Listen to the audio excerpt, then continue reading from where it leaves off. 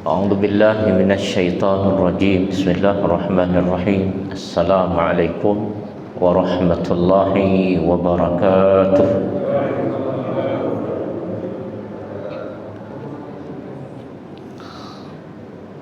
Alhamdulillah Rabbil Alamin Wabihi nasta'in ala umuri dunya wad din. Ashhadu an la ilaha illallah wahdahu la syarika lah wa ashhadu anna Muhammadan abduhu wa rasuluh alladzi la nabiyya ba'dah. Allahumma salli wa sallim ala nabiyyina Muhammad wa ala alihi wa sahbihi ajma'in. Amma ba'd. Hadirinul hadirat jamaah salat maghrib Masjid Al-Muhajirin Komplek Bumi Asri Kota Medan yang dirahmati oleh Allah. Alhamdulillah, pada malam ini kajian kita tentang mubtilatis siyam, yang membatalkan puasa.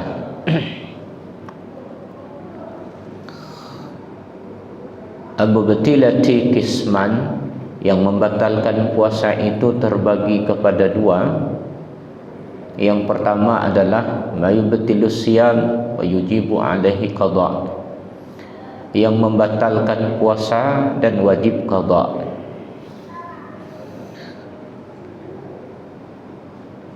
Kalau dihitung dinilai dari segi pahala, dia terbagi dua juga. Ada yang membatalkan pahala puasa, ada yang membatalkan puasa sekaligus pahalanya. Kalau yang membatalkan pahala puasa seperti ghibah, membicarakan aib orang lain, keburukan orang lain, kejelekan orang lain, itu batal pahala puasa. An-namimah, mengadu domba, itu juga membatalkan pahala puasa. Melihat nadru ilal haram, melihat kepada yang diharamkan, membatalkan pahala puasa.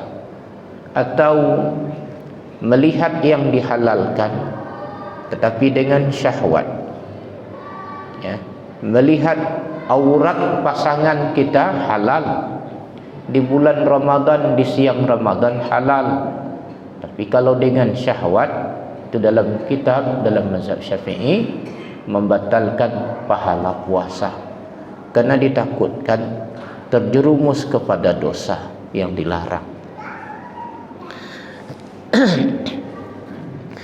Yang pertama dan yang kedua membatalkan puasa, wajib qada, adalah makan dan minum secara sengaja dan tahu dia lagi berpuasa. Adapun apabila fa in akala aw syaruba nasiyan, apabila dia makan dan minum lupa, maka wajib dia sempurnakan puasanya, tidak batal puasanya, tidak ada qada baginya. Nabi sallallahu alaihi wasallam bersabda, man nasiya wa huwa sha'ib fa akala aw syaruba aw syariba falyatimmu saumahu fa innama atma'ahu Allah wa saqah. Barang siapa yang lupa, dia puasa, kemudian dia makan atau minum, maka hendaklah dia menyempurnakan puasanya. Sesungguhnya yang demikian adalah sedekah dari Allah Subhanahu wa ta'ala. Maka jadi pertanyaan, apabila seorang makan atau minum atau melakukan hubungan suami istri dengan prasangka telah tenggelam matahari, telah maghrib, dia mengatakan, oh, ini dah maghrib, ini udah, dia hanya dengan prasangka, bukan dengan keyakinan, dia melakukan buka puasa atau melakukan hubungan suami istri. Atau ada mutulu'il fajri, atau awal, ini belum subuh, ini masih boleh makan, masih boleh minum, masih boleh melakukan hubungan suami istri. Prasangkanya dia dhan bahwa ini belum subuh, belum masuk waktu subuh, masih boleh makan, ya. Fadhahara khilafuhu, namun kenyataannya sebaliknya, udah subuh Yang tadi dia berasangka udah maghrib, kenyataannya sebaliknya belum maghrib. Maka apa hukum orang yang seperti ini? Ini ada dua pendapat ulama, ada dua kubu. Yang pertama mengatakan anna alaihil qadha, maka wajib kepada seorang itu mengqadha. Ini adalah pendapat jumhur ulama, mayoritas ulama, baik mazhab Hanafi, mazhab Maliki, mazhab Syafi'i, mazhab Hambali, wajib qadha saja. Jadi tak ada denda. Artinya ini kan tadi dia melakukan hubungan suami istri, dia perkiraannya udah maghrib, ini langsung dia berbuka dengan hubungan suami istri, boleh ya.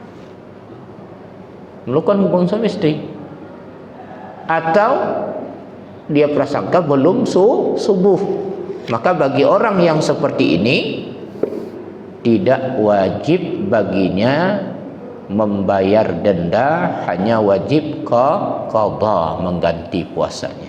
Inilah pendapat 4 mazhab, mayoritas ulama berpendapat seperti itu. Adapun pendapat yang lain, ya, seperti pendapatnya riwayat dari Imam Ahmad dan Ibnu Hazm, mengatakan begitu juga ada sebagian ulama dari Syafi'iyah mengatakan tidak ada qadha. Jadi kalau ada yang menyampaikan, artinya apa? Tak ada qadha, tak wajib dia ganti, walaupun tadi dia belum masuk waktu maghrib, udah berbuka puasa. Ini diantaranya pendapat Ibnu Taimiyah. Kalau dari mazhab Syafi'i, Al-Muzani, ya, Al-Muzani ini berpendapat juga demikian. Jadi kalau ada yang mengatakan demikian, ya, ada ulama yang berpendapat demikian. Karena dalil-dalilnya ada dalil-dalil Al-Quran. وَلَيْسَ عَلَيْكُمْ جُنَاحٌ فِيمَا أَخْطَأْتُمْ بِهِ وَلَكِنْ مَا تَعَمَّدَتْ قُلُوبُكُمْ. Tidak ada dosa, ya, atas kesalahan yang dilakukan tanpa sengaja, tetapi dosa itu adalah yang disengaja oleh hati. Kemudian Rabbana la tu'akhidna in nasina wa akhtana. Ya Allah, jangan engkau azab kami kalau kami terlupa atau tersalah. Kemudian hadis dari Asma bintu Abi Bakar.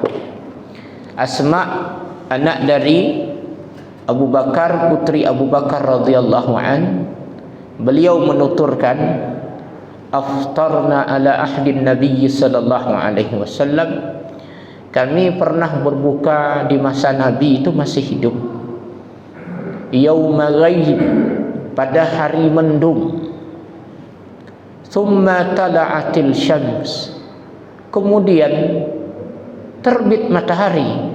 Setelah berbuka keluar matahari, udah mendung gelap kali, seolah-olah sudah maghrib, seperti musim kita sekarang, musim hujan, musim mendung. Qila li Hisham, kata Hisham perawi hadis ini, an ummihi Fatimah an Asma. Apa diperintahkan? Fa umiru bil qada, apakah diperintahkan untuk mengganti puasanya? Maka dijawab, buddun min qada, tidak diganti puasanya. Wa qala Ma'mar, ya, sami'tu Hishaman yaqul, saya mendengar Hisham itu berkata, la adri aqadau am la, saya tidak mengetahui apa orang itu mengqadha puasanya atau tidak. Ya,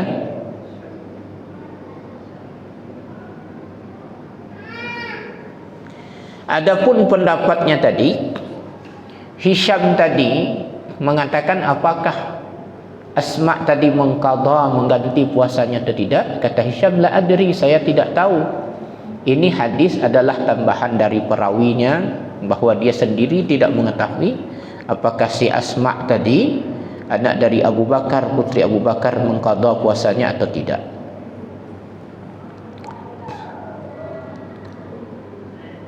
Hadis ini diriwayatkan oleh Imam Bukhari, hadis sahih. Hadis sahih. Jadi ini kalau kejadian kesalahan demikian, ada dua pendapat ulama. Yang pertama tadi, pendapat mayoritas ulama mengatakan diqadha kembali. Pendapat yang kedua ini tak diqadha. Kedua-duanya punya landasan, punya dalil, ya. Namun kalau pengarang kitab ini mengatakan yang kuat yang kedua, tak wajib qadha. Dengan dalil apa tadi? Rabbana la tu'akhidna in nasina aw akhtana. Ya Tuhan kami, jangan kau azab kami karena kami lupa atau tersalah. Tersalah yang mana? Memperkirakan waktu. Kemudian ini ya, ada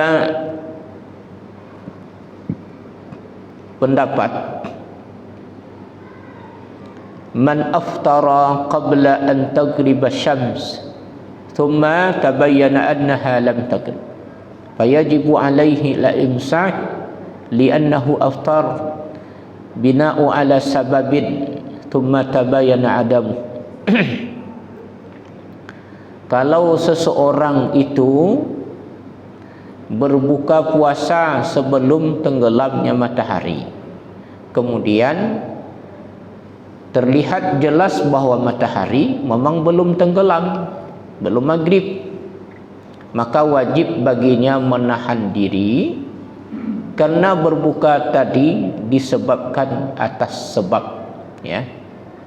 Kemudian sebab tadi hilang. Ini yang pertama. Menahan diri tidak melanjutkan makan. Kalau kita lanjutkan pendapat yang kedua tadi, dia tidak batal puasanya.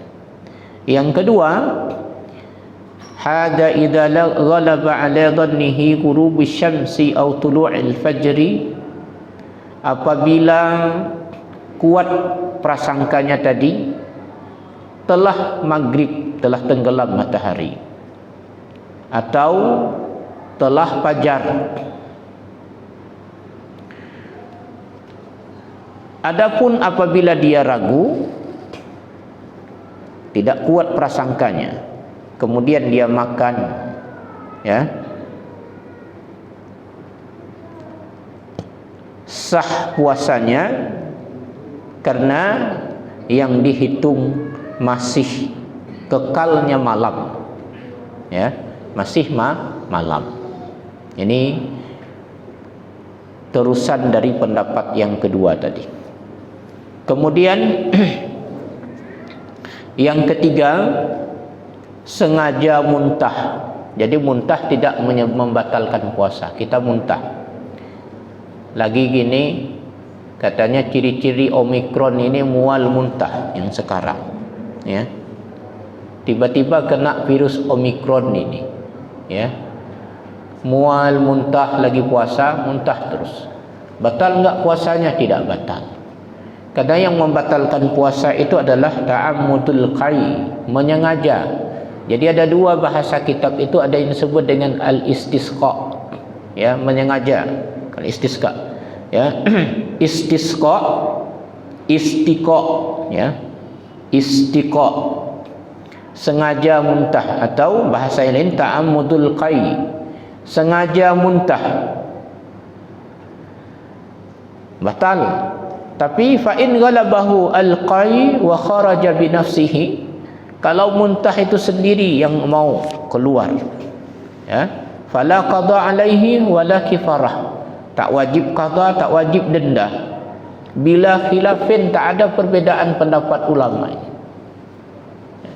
tak ada satupun perbedaan pendapat ulama bagi orang yang muntah dengan sendirinya tidak diqadha, tidak ada kafarah. Karena ada hadis dari Abi Hurairah, man dara'ahu al-qai falaysa alaihi al-qadha wa man istaqahu amdan falyaqdi.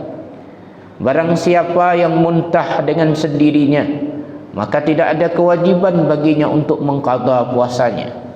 Barang siapa yang dengan sengaja muntah, maka hendaklah dia mengganti puasanya. Jadi kalau muntah tidak disengaja, tidak batal puasanya. Yang keempat dan kelima, haid dan nifas. Haid dan nifas, barang siapa yang haid atau nifas walau fi lahdatil akhirah min nahar fasada saumuha wa 'alaiha qada'u hadal yaum bi ijma'il ulama.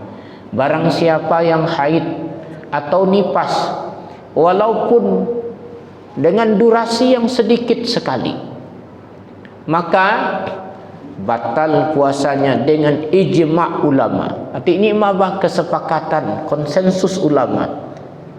Kalau konsensus ini tak boleh dilanggar. Ini dalil yang nomor 3. Al-Quran, hadis, ijma' ulama. Jadi memang kalau dipikir-pikir kasihan. Dah ibu-ibu tinggal 5 menit lagi mau buka puasa. Tiba terasa, wah, tiba-tiba udah haid. Ya, 5 menit lagi. Maka yang hari itu dianggap rusak, fasad puasanya, batal puasanya, wajib nanti diqadha. Ya. Ataupun haidnya sangat sedikit sekali. Ya, lahdah wahidah. Di siang hari dikit kali. Hampir tidak kelihatan dan tidak terasa. Kemudian kering. Ini juga dianggap membatalkan puasa. Kemudian yang keenam, al-istibna, onani. Onani ini adalah ta'ammudu ikhrajil mani, sengaja mengeluarkan spermanya, bima dunal ijma', tanpa sebab hubungan suami istri. Seperti seorang Yunani dengan tangannya atau dengan yang lain dengan tujuan mengeluarkan sperma, maka batal puasanya. Wajib dia mengqadha tanpa denda. Jadi kalau ada orang onani di siang Ramadan, yang wajib hanya diqadha puasanya, tak ada denda. Tak ada denda sama sekali, tidak ada denda. Ini menurut mayoritas ulama. Nah, kemarin yang lagi viral, ada seorang ustadz mengatakan tak batal puasanya. Memang ada pendapat Ibnu Hazm. Ibnu Hazm mengatakan barang siapa yang onani bukan karena jima', bighairi jima'in, maka tidak batal puasanya sekalipun sengaja. Ya, apa kata Ibnu Hazm ini? Walam ya'ti bidzalika nasun wala ijma'un wala qawlu sahibin wala qiyasun. Tidak ada demikian itu nas dalil, tidak ada juga ijma', tidak ada pendapat sahabat, tidak ada qiyas menurut Ibnu Hazm.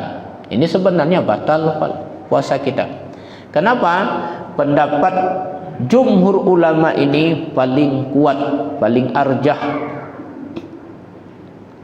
Karena dalil dari hadisnya mengatakan yada' ta'am wa syarabahu wa syahwatahu min ajli.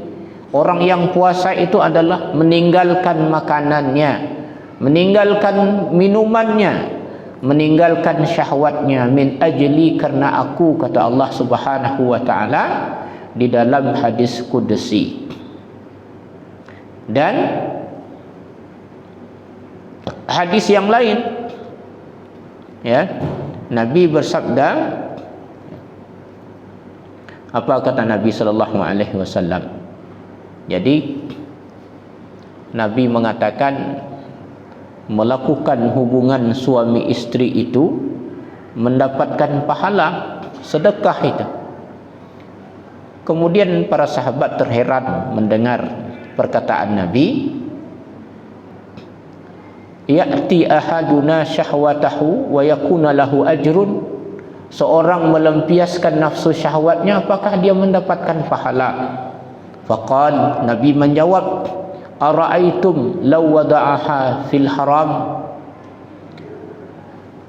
Bagaimana pendapat kamu, kata Nabi, kalau seorang melakukan syahwatnya itu, melampiaskan syahwatnya ke tempat yang haram? Maka para sahabat menjawab, ya, haramlah hukumnya, berdosa. Dan begitu juga kalau dia letakkan, lampiaskan syahwatnya ke yang halal, tentu dia mendapatkan pahala. Yang ketujuh yang membatalkan puasa adalah niatul iftar, berniat membuka puasa, membatalkan puasanya, berniat berbuka. Maka kalau seorang berniat, dia lagi berpuasa, berniat membatalkan puasanya, maka seketika itu batal puasanya. Sekalipun dia tidak makan atau minum, karena likulli imri'in manawa, karena setiap orang itu tergantung niatnya. Jadi kalau ada orang berniat besok kalau sampai 40 derajat saya mau batalkan puasalah, panas sekali, tidak tahan, ya, udah niat dia, maka esok harinya otomatis batal puasanya, walaupun tidak makan dan minum dan niat. Kemudian yang kedelapan yang membatalkan puasa adalah murtad. Murtad ini terbagi kepada 4 bagian. Ada yang murtad dengan qaulun, perkataan. Murtad perkataan apa? Yang mengatakan semua agama sama. Murtad itu sudah batal puasanya, wajib dia syahadat kembali. Kalau semua agama sama, bolehlah tukar-tukar rumah ibadah, ya. Hari Minggu ke sana, hari Jumat kemari, ya. Hari Nyepi ke sana, ya. Hari Rame kemari. Dengan perkataan. Atau dia berkata apa? Berkata sesuatu, dia bilang begini, perkataannya yang menghalalkan yang haram atau mengharamkan yang halal. Riba halal, sama aja riba itu dengan jual beli, ya, murtad, kafir dia, menyamakan. Atau dengan perbuatan dia murtad. Perbuatan apa? Dia menyembah kayu, menyembah patung, meminta kepada selain Allah Subhanahu wa ta'ala. Itu murtad.